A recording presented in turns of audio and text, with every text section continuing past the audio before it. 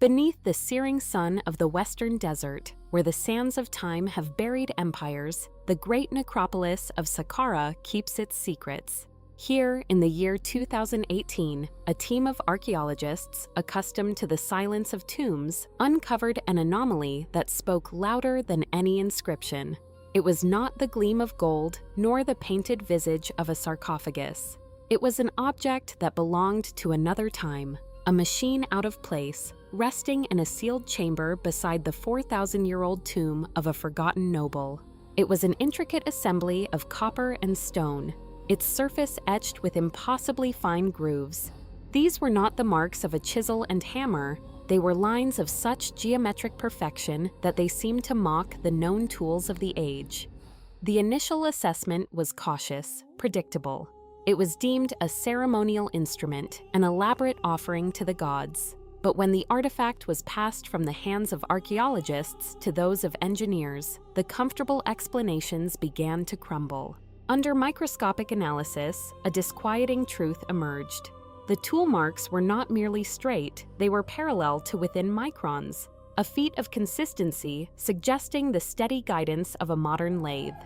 A question, cold and sharp, cut through the academic consensus. How could a civilization, millennia before the Industrial Revolution, achieve such mechanical precision? They began to call it the Saqqara Device. In the hushed corridors of research labs, it earned another name, the impossible machine. Its discovery threw fuel on a fire that has smoldered for over a century, the debate over the true technological prowess of the ancient Egyptians. For generations, scholars have puzzled over the perfectly dressed granite blocks of the Great Pyramid, the baffling diorite vessels carved against the grain, and the mysterious tube-drilled cores found at Giza and Abusir. But this device was a paradigm shift. It was not architectural, it was mechanical. Fashioned from a unique copper alloy and inlaid with a brittle crystalline quartz, its components seemed designed to interlock, to function as part of a larger, unknown system. X-ray fluorescence revealed a hollow central shaft, meticulously lined with a substance resembling hardened resin, a primitive yet effective insulator. Metallurgists were confounded. Speculation, once confined to the fringe, entered mainstream discussion. Could this have been an element in some lost electrical experiment, a distant cousin to the enigmatic Baghdad battery? Or was it something else entirely? The object's symmetry was undeniable. It was not crafted, it was engineered. The question was no longer if, but how and by whom. To seek an answer, we must journey back to the Old Kingdom, the Great Pyramid Age, around 2400 BCE. Egypt was at an apex of power under the pharaoh Djedkare Isesi, a time of profound architectural innovation and, perhaps, of secret science. Inscriptions from the nearby tomb of Ptahhotep, the pharaoh's vizier, speak of artificers of the House of Life, who worked in shadow to command the flow of the sun. For centuries, this was interpreted as poetic metaphor for astronomy, but in the presence of the device, the words take on a more literal, more unsettling weight. Perhaps they were not merely observing the heavens, but attempting to harness its power. An intriguing fragment of papyrus, found mere meters from the chamber, contains a phrase that has defied translation: the copper that channels the sky's fire. It is in these fragments, these impossible artifacts, that the true depth of our ignorance is revealed. The past is not a settled landscape, but a shifting desert, where our most cherished certainties can be buried by a single discovery. The Saqqara Device does not provide answers. It serves as a silent, exquisitely engineered rebuke to our own technological hubris, a reminder that the sands may yet hold secrets that could rewrite the story of us all. Ancient texts, buried in the silent sands, speak of a vessel that hums when touched by the light of the sun. For centuries, this was dismissed as the language of poetry, a metaphor for the divine or the unknowable. But what if it was not metaphor, but observation? What if it described a primitive yet profound electrical effect? The key may lie in its composition. Quartz, a mineral the Egyptians revered, is piezoelectric. It possesses the extraordinary ability to generate a small electric charge when subjected to pressure or vibration. Could ancient engineers, through intuition or tireless experimentation, have stumbled upon a fundamental... Welcome to my channel. If you're fascinated by hidden truths, lost civilizations, and unsolved mysteries, you're in the right place. Make sure to subscribe and leave a like so you don't miss what's coming next. Because what property of physics, thousands of years before its formal rediscovery by modern science, this is not the first time such an impossibility has been unearthed from the dust of Egypt. In the year 1898, a small wooden model was uncovered in a tomb at Saqqara. It was catalogued as a child's toy, a simple carving of a bird, but it bore an uncanny resemblance to a modern aircraft. Known today as the Saqqara Bird, it has been a subject of intense debate for decades. Its sleek, aerodynamic form puzzled early archaeologists who saw only a stylized falcon. But in 2006, an Egyptian aerodynamics engineer named Khalil Masiha took the mystery from the museum shelf to the laboratory. He constructed precise replicas and placed them within the controlled currents of a wind tunnel. The results were unambiguous. The ancient model generated aerodynamic lift. Some researchers proposed it could have been a prototype for a sophisticated glider, or perhaps a ceremonial object symbolizing the sacred dream of flight. But when viewed alongside the newly found humming device, the implications ripple outward, becoming stranger, more profound. Could these artifacts represent a forgotten age of experimental science? A chapter of history torn from the book? And yet, each new discovery seems to arrive with a warning, a quiet reminder that the deepest mysteries often hide behind the veil of the familiar. In 2023, the Earth itself began to speak. Ground-penetrating radar surveys conducted around the sprawling Saqqara necropolis revealed a new secret. Beneath the same ancient complex, a second sealed chamber lay waiting, untouched for millennia.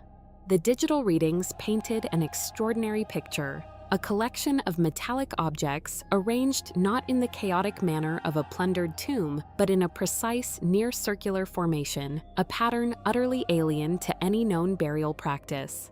Egyptian authorities have kept the details under tight control, citing the critical need for preservation.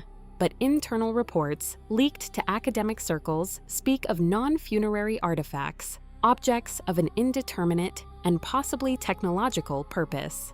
For a growing number of researchers, the question is no longer whether these objects were merely symbolic. The question has become whether the ancient Egyptians possessed an understanding of physics and energy that our modern scholarship has yet to even imagine. The renowned archaeologist, Dr. Zahi Hawass, though rightly skeptical of sensationalist claims, has acknowledged that the precision craftsmanship of such artifacts is beyond what simple copper chisels alone could achieve. Meanwhile, at Cairo University, materials engineer Dr. Mohammed Saeed subjected three-dimensional scans of the humming device to rigorous analysis. He concluded that its geometry reflects a perfect rotational symmetry, a signature consistent with modern manufactured components, not the subtle imperfections of random or decorative hand carving. If his analysis is correct, it suggests the presence of tools and techniques completely undocumented in the vast library of ancient records, a hidden chapter of Egyptian innovation lost to time. The final piece of evidence is perhaps the most compelling. Microscopic examination of the quartz inlay reveals a network of microfractures, a specific pattern of stress consistent with prolonged exposure to high-frequency vibration, the kind generated by powerful sound waves, or even an alternating electrical current. Could this be the physical proof that the ancients harnessed the power of resonance, that the hum of the vessel was not a poet's fancy, but the sound of a forgotten machine? We look at the past through the lens of our own achievements, assuming a linear progression from primitive to advanced, but the sands of Egypt may be guarding a different truth. They suggest that history is not a straight line, but a complex tapestry of lost knowledge and rediscovered brilliance, a constant dialogue between a forgotten past and a future that is yet to understand it. Within the heart of the Great Pyramid, a chamber built for a king now whispers of a forgotten science. Recent discoveries suggest that the true purpose of these monumental structures may have been far stranger and more sophisticated than we have ever dared to imagine. In the year 2024, acoustic researchers from the University of Leuven conducted resonance mapping deep inside the king's chamber. What they found challenges the very foundation. And now comes the part no one talks about. But this is where the real mystery begins. Of Orthodox Egyptology. Its unyielding granite walls, they discovered, amplify specific frequencies with breathtaking precision. The chamber itself behaves not as a tomb, but as a massive, perfectly calibrated tuning cavity, a resonant machine capable of converting sound into powerful vibrational energy. If the ancient Egyptians understood and harnessed these properties, then our entire perception of their world shifts. Perhaps the enigmatic device unearthed at Saqqara was not an isolated curiosity, but a crucial component in a much larger system, a machine built not for generating power in a way we would recognize, but for manipulating resonance, for shaping the very fabric of sound and light in ways we are only just beginning to comprehend. The proposition sounds impossible, a fantasy born of modern fiction, and yet the evidence continues to mount. Could it be that Egypt's greatest secrets were never written on papyrus, but were encoded in granite and diorite? Were these artifacts symbols of divine authority, or were they tools of a scientific mastery that has since vanished into the depths of time? One thing has become certain: every new excavation, every fresh scan pushes the boundaries of what we believed ancient civilizations were capable of achieving. The sand still conceals countless relics of an inexplicable genius, objects that speak of a forgotten sophistication, a knowledge not yet rediscovered. And beneath Saqqara, a sealed chamber still waits. Its contents remain untouched, its secrets unspoken for millennia. When it is finally opened, what will we find? Another golden statue, another relic of faith, or another piece of a puzzle that simply should not exist. The mystery, however, does not end with a single device or a resonant chamber. It expands, deepening into an enigma of truly monolithic scale. Buried in the sacred sands of Abydos, approximately 350 miles south of the Giza Plateau, lies a structure that seems to defy logic itself: the Osirion. Officially dated to the time of Seti I, this subterranean temple is an anomaly, a phantom from another age. Thousands of tons of stone were once roofed over this entire construction, hiding it from the sun. To stand within its megalithic hall is to feel the weight of an impossible history. Architectural norms. While most temples of that era adhere to a linear, intricate, and heavily inscribed design, the Osirion is stark, cyclopean, and geometrically pure. Its puzzle begins with this striking divergence. It is built from massive 100-ton granite blocks, quarried hundreds of miles away, and fitted together with a precision that modern cranes would struggle to replicate. There are no intricate hieroglyphs on these primary walls, no grand depictions of gods and pharaohs. There is only the silent, overwhelming presence of stone engineered with an almost alien perfection. This architectural style has led many to believe it is the product of a much older and far more technologically advanced civilization. The Temple of Seti I, built directly adjacent and at a higher elevation, seems almost primitive by comparison. Its smaller limestone blocks and debtors arrived. The Osirion stands as a silent testament, a question carved in granite. It challenges our linear perception of history, suggesting not a steady climb of progress, but perhaps a forgotten peak of knowledge, a chapter of human history erased from our collective memory, leaving behind only impossible, indestructible ruins. While the temples of the pharaohs adhere to a strict architectural code, the grand narrative of ancient Egypt is etched into every stone, lies an anomaly, a profound architectural dissonance. While the temples of the pharaohs adhere to a strict, almost celestial geometry of rectangular processionals and symmetrical halls, one structure fundamentally breaks this sacred mold: The Osirion, with its unique and deliberate L-shaped configuration, stands apart, a riddle of monolithic proportions. This deviation from millennia of tradition is not a minor detail.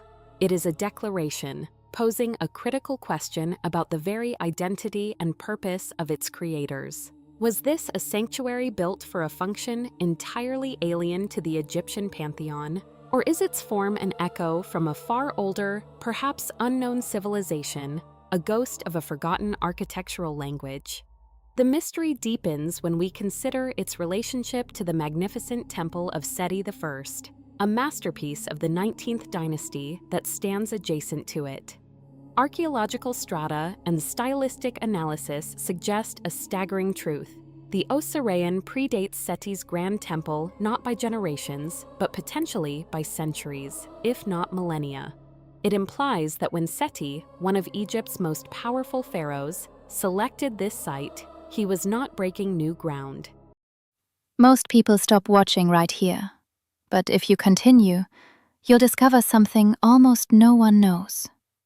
He was building beside a relic that was already profoundly ancient in his own time, deliberately incorporating this primordial structure into his own sacred complex as an act of immense reverence. The pharaoh, it seems, was paying homage to an enigma he himself may not have fully understood. The sheer physical reality of the Osirion defies the historical narrative. Its core is a fortress of colossal rose granite megaliths. These are not mere blocks, they are titans of stone, some weighing an astonishing 100 tons. They were hewn from the bedrock of Aswan, a journey of more than 200 miles to the south. The logistical challenge presented by this fact is almost insurmountable when viewed through the lens of accepted historical knowledge. To transport these monolithic giants across vast stretches of desert, to maneuver them with pinpoint accuracy into a complex, interlocking design, represents a feat of engineering that strains the limits of belief. The orthodox view of ancient Egyptian technology, of copper chisels, wooden sledges, and human muscle, seems utterly inadequate to explain this achievement. The silence of the historical record on how this was accomplished is deafening. Closer inspection reveals a level of technical sophistication that is equally baffling. The architecture features a complex system of interlocking joints and what appears to be a double-layered roof, engineered with a precision that seems almost modern. The choice of material itself is a statement. Granite is an unforgiving stone, notoriously difficult to quarry and shape. To work it with such finesse requires tools far harder than the copper and bronze implements credited to the early Egyptians, demanding a mastery of stonework that, according to our timelines, should not have existed. Yet, perhaps the most unsettling feature of the Osirion is its profound silence. In a civilization that covered nearly every available surface with the sacred word, the Osirion is eerily bare. It contains no original hieroglyphic inscriptions, no reliefs of gods and pharaohs, no painted scenes of ritual and offering. It is a monolithic void. Every other Egyptian temple is a vibrant, narrative-rich canvas, a library of stone telling the stories of its builders and their beliefs. The Osirion, by contrast, offers only the stark, unadorned truth of its own impossible existence. This architectural muteness is profoundly un-Egyptian, suggesting a purpose that transcended the need for written language, or an origin that predates it entirely. Adding to its alien character is its subterranean nature. The entire structure is sunk some 15 feet If you think you've seen everything, wait. What comes below the current ground level, placing its floor in line with the local water table. This is not a cellar or a crypt, but a testament to the sheer passage of time, suggesting that the desert sands have slowly risen around it over countless ages. It speaks to an antiquity so deep that the very landscape has transformed around it. The Osirion does not fit comfortably into our understanding of the past. It is an outlier, a piece of a puzzle that may belong to an entirely different box. It stands not as a monument to a known king or a familiar god, but as a question mark carved in granite. It forces us to wonder what other chapters of human history have been lost to the shifting sands. and serves as a silent, humbling reminder that the story we tell of our own past may only be the final page, while the true beginning remains buried, waiting for us to learn how to read the stone. In the shadow of the great temple of Seti I at Abydos, buried deep beneath the foundations of a New Kingdom monument, lies a structure that defies the very timeline of civilization. It is called the Osirion. Its existence poses a question not of who built it, but when. The architecture is megalithic, stark, and utterly alien to the dynastic constructions that surround it. But its deepest secret is written not in stone, but in the geology that entombs it. The structure predates the slow, inexorable buildup of sand and soil that has accumulated over millennia, a silent testament from a time before the desert itself was born. This is not a temple built upon the sand. It is a foundation from which the landscape of Egypt grew. The stone itself tells a story, one etched by an element that has long since vanished from this arid land. The massive limestone blocks of the enclosure wall bear the unmistakable scars of profound water erosion. These are not the gentle abrasions of wind-blown sand, but the deep, vertical grooves carved by millennia of torrential rainfall. Geologists and researchers have argued that such weathering patterns are impossible in the climate of dynastic Egypt, or indeed, for the last several thousand years. They point to a much wetter, greener past, a distant epoch at the end of the last great ice age, when the Sahara was a savanna and monsoon rains lashed these stones. If this interpretation is correct, the Osirion was not built 4,000 years ago, but more than 10,000 years ago, a relic of a lost world that predates the Pharaohs by an almost unimaginable gulf of time. This geological paradox is only the first layer of the mystery. For decades, what was visible was assumed to be the entirety of the structure, but modern seismic technology, piercing the earth with sound and reading the echoes of the deep, has painted an impossible picture. The visible granite pillars and limestone walls are merely the uppermost tier of a colossal complex. The true structure plunges downward, extending at least 50 feet below the current water table, into a realm of perpetual darkness. These subterranean scans reveal the presence of vast hollow chambers, architectural voids that have remained unseen by human eyes since they were first sealed. They lie tantalizingly close, yet are guarded by an impassable, enigmatic force: water. Here, in these submerged depths, the central enigma of the Osirion resides.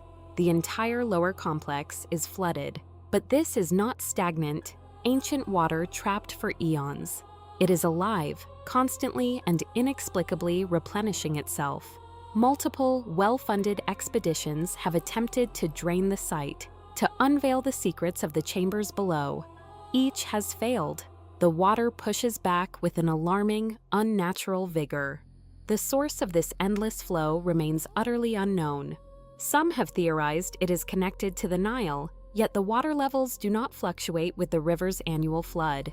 It seems to well up from the very bedrock, a spring that should not exist in the heart of the desert. The structure itself hints that this was by design. Intricate channels, basins, and what appear to be sluice gates are carved directly into the megalithic blocks. This is not the simple irrigation engineering the ancient Egyptians mastered for agriculture. This is a far more sophisticated and precise system of hydraulic control designed to manipulate and channel a powerful flow within the structure itself. It suggests a purpose intimately connected to water, an advanced understanding of hydrostatics that seems anachronistic, a technological fingerprint left by a culture with a forgotten science. For decades, the archaeologist and historian James Westerman has dedicated his life to this puzzle. His efforts represent the pinnacle of modern attempts to conquer the site. His team brought in industrial-grade machinery, a pump capable of displacing 500 gallons of water every single minute. The roar of the engine was a challenge to the silence of millennia, yet it was a challenge the Osirion met with ease. For every torrent drawn from its depths, an equal silent volume seeped back in. The water level refused to drop, replenishing itself faster than it could be removed. The Osirion was not merely flooded, it was breathing water. Westerman, a man of science accustomed to rational explanations, was left to confront the impossible. His words capture the profound strangeness of the phenomenon. Water is emerging from inside the structure. This shouldn't be happening, especially in the desert. Something strange is going on here. In the year 2023, his team, refusing to be defeated, employed the latest in geochemical analysis, turning their attention from the stone to the water itself. They sought its age, its origin, its unique signature, hoping the liquid guardian would betray its own secret. The results of these tests are still being debated, but the mystery only deepens. The Osirion remains a wound in our accepted history, a structure that whispers of ages we have no record of and technologies we do not understand. Welcome to my channel. If you're fascinated by hidden truths, lost civilizations, and unsolved mysteries, you're in the right place. Make sure to subscribe and leave a like so you don't miss what's coming next. Because what you're about to see will change everything. It is a monument not to a king or a god, but to a force of nature, harnessed and revered. It serves as a humbling reminder that the earth beneath our feet holds stories far older and stranger than we have dared to imagine. A testament not to what we know, but to the vast, silent ocean of all that we do not. Beneath the desert sands of Abydos, submerged in a perpetual silent flood, lies a structure that defies easy explanation. The Osirion, hewn from monolithic blocks of rose granite, its origins are shrouded in a deeper mystery than the pyramids themselves. For decades, the focus has been on its impossible construction, but the true enigma of this place is not the stone, but the water that eternally fills its halls. A team of researchers, led by the hydrologist Westerman, descended into this subterranean temple, determined to decode the secrets held within its liquid heart. They began a systematic analysis, measuring its pressure, its temperature, its conductivity, and its precise chemical composition. The results were, to say the least, astounding. The water held within the Osirion's granite embrace was found to possess a unique chemical profile, a geological fingerprint entirely alien to the surrounding wells and aquifers that honeycomb the region. Westerman's research painted a startling picture. The water was not seeping in from the sides, but being forced up through the very foundations of the structure, almost as if propelled by some unseen, silent engine deep within the earth. Its isotopic signature confirmed the anomaly. This was not the water of the nearby Nile River, nor did it match any known local aquifer.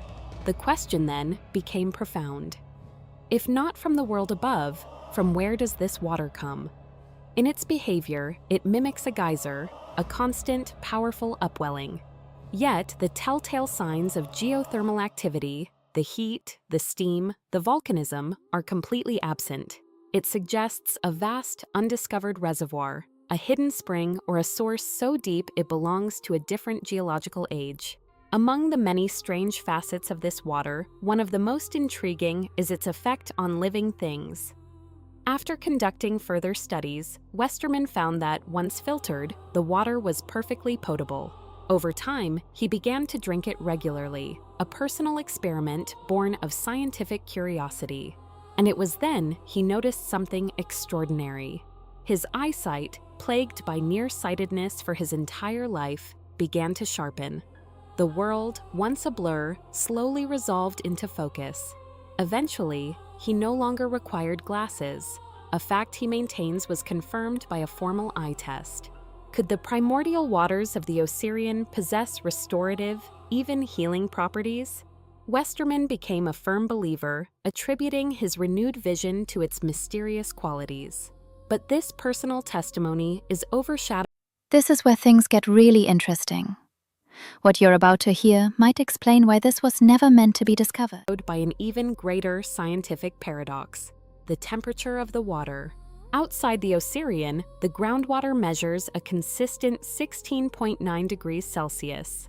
Yet inside the structure, the water is significantly warmer, measuring a steady 23.8 degrees Celsius. This 7-degree difference presents a direct challenge to the second law of thermodynamics. a fundamental pillar of physics which dictates that heat cannot spontaneously transfer from a cooler body to a warmer one. Something inside the Osirion is actively heating the water.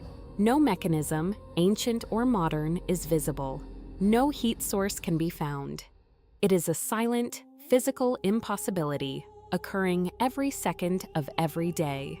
As researchers continue their work, they are confronted with the humbling realization that the true scale of the Osirion remains elusive.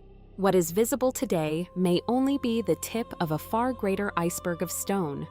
The structure plunges far deeper beneath the surface, with a network of hidden chambers and passages still completely unexplored, their access barred by the constant, unceasing flow of water. It is in these drowned halls, perhaps, that the answers to its purpose and the identity of its builders lie waiting. The deeper we probe into the Osirion's mysteries, the more the familiar world recedes, replaced by a landscape of profound questions. This ancient place is not a simple tomb or temple. It is something far older, an intricate, functioning machine of unknown purpose, a testament to a lost chapter of human history. It forces us to wonder not just how it was built, but why. The Osirion does not offer up its secrets easily. Instead, it offers a profound and unsettling silence, a liquid mirror reflecting the vastness of our own ignorance. Beneath the sun-scorched Giza Plateau, directly under the ancient causeway linking the Sphinx to the Second Pyramid, lies an entrance to another world. It is a place known as the Osiris Shaft, a vertical tomb complex plunging some 100 feet into the solid limestone bedrock, a structure that may predate the pyramids themselves. The descent is a journey through layers of time. The first shaft opens into a chamber, Spartan and empty. A second, deeper shaft leads to another, but it is the third and final descent that takes one into the abyss. Here, in the crushing silence and absolute darkness, the air grows heavy. This lowest level is a watery underworld, a chamber intentionally flooded in antiquity to mirror the primordial waters of creation. At its center, a massive granite sarcophagus, forever empty. But it was in this final, submerged chamber that another mystery was revealed. A dark fissure branching off into unexplored territory. Hawass himself gestured towards the opening, admitting its contents were entirely unknown. Yet locks, its secrets deliberately walled off from the world. What lies beyond that seal remains a subject of intense speculation. It serves as a stark reminder that even in the most studied place on Earth, there are doors that remain closed, passages that are deemed off-limits. The sands keep their secrets, and we are left to wonder what truths we are not yet meant to understand.